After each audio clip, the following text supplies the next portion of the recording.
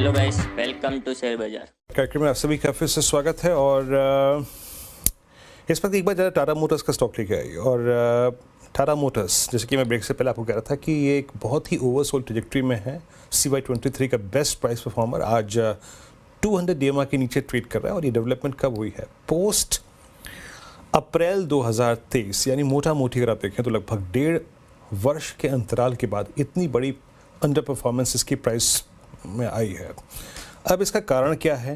और ब्रोकर्स जो हैं वो इस वक्त, जो हाउस व्यूज़ हैं वो इस वक्त टाटा मोटर्स को लेके क्या है, तेज़ी और मंदी का दोनों का केस उन्होंने ड्रॉ किया है। कंचन मेरे साथ मौजूद है इस वक्त।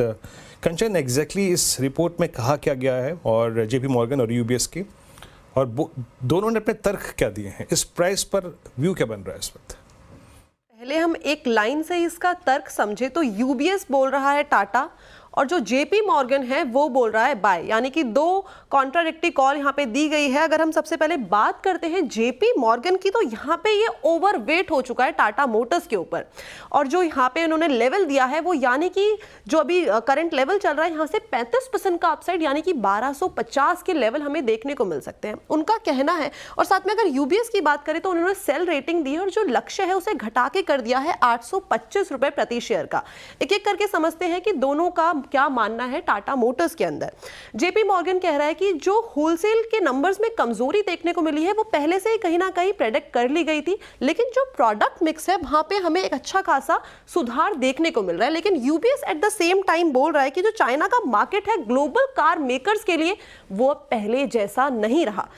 इसके अलावा अगर हम बात करें JP मॉर्गन की, तो उनका मानना है कि जो Q2 है उसमें हमें एक कमजोरी देखने को मिली थी, और उस कमजोरी के पीछे का जो रीजन है वो है एल्यूमिनियम की जो सप्लाई है उसमें कहीं ना कहीं डिस्ट्रप्शन आई थी, लेकिन वापस से हमें एक सेकेंड हाफ में रिवाइवल आता हुआ दिखाई दे सकता है।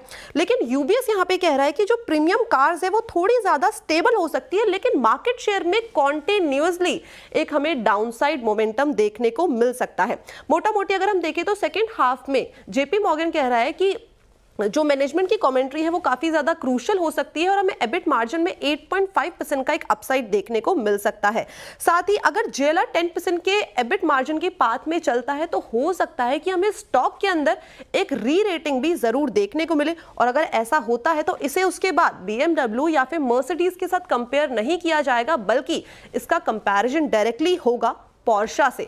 लेकिन at the same time UBS का कहना है कि ग्लोबल कार मेकर्स को अपनी कैपेसिटी और प्रोडक्ट मिक्स में थोड़े से चेंजेस लाने पड़ेंगे, और अगर इनको इस मार्केट में और भी ज्यादा स्टैंड आउट करना है तो लोकल प्लेयर्स के साथ भी कहीं ना कहीं इन्हें हाथ पे हाथ रख के काम करना होगा। ओके, शुक्रिया कंचन इस पूरी चर्चा के लिए। और UBS और जेफरीज की आई थिंक जो टेक्स हैं टाटा मोटर्स, वो बताने के लिए, समझाने के लिए बहुत बहुत शुक्रिया।